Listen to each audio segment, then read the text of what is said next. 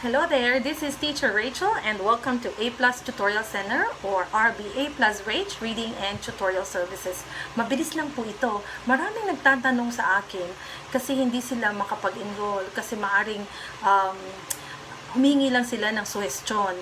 At dahil nga medyo syempre magbabayad ka pag nagpa-tutor ka po at naghanap ka ng teacher para magturo sa iyong anak, para magbasa, medyo kailangan nila ng budget. So, dahil dyan, bibigyan ko na kayo mga mommies at daddies, mga nanay at tatay, ng mga paraan, mabilis na paraan para matuto ang iyong mga anak. Tandaan nyo, ang pagbabasa o ang pagkatuto ng pagbasa ay hindi naman overnight. No? Tandaan natin, may mga batang challenge po talaga. Kailangan natin ng matinding pasensya at panahon sa kanila. Kasi ang mga bata ay may pinanganak at natural na panahon kung paano ang kanilang pagkatuto. Huwag natin silang madaliin, lalo na yung mga may challenge na mga bata, no?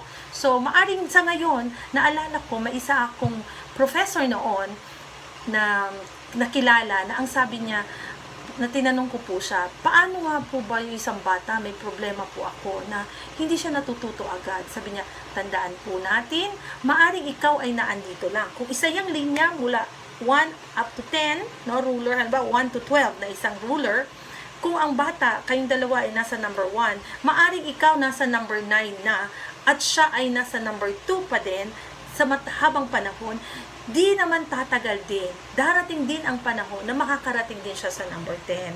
Ganun po, panahon lang. Okay? So, ano nga ba ang mga paraan para ma-encourage natin yung mga bata para magbasa or matutong magbasa? Okay? So, number 1, tandaan natin, education begins at home. No? Education begins at home. So, tayong mga magulang, mommy at daddy, tayo ang unang magiging guro sa mga anak natin. Tandaan natin, kung ano ang kanilang nakikita, maaring yun din ang kanilang sundan. Okay? Kung nakikita kanilang nagbabasa, may encourage din silang magbasa. Magtatanong sila, ano po? What are you reading, mom? Okay? Or what are you reading, dad? Okay? Or maybe, what's in the picture? Okay? Magiging curious sila. Okay? Tandaan natin, pagka na-touch natin yung curiosity nila, maaring yun ay paraan na para sila ay ma-encourage magbasa. Okay?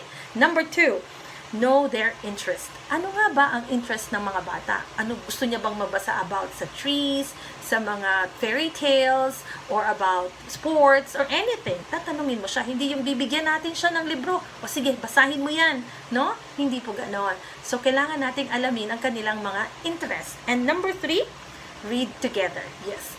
Maaring basahan natin sila sa gabi or dalawa kayo sabay. Tandaan po natin, reading aloud is very effective. Okay? You read aloud. You let your child read aloud para marinig niya yung kanyang boses, or you read aloud para marinig ka rin niya kung paano mo binabasa ang mga salita at mga pangungusap or yung words and sentences. Okay? At explain, of course. And number 4, discipline. Ano itong discipline? Habit. Okay?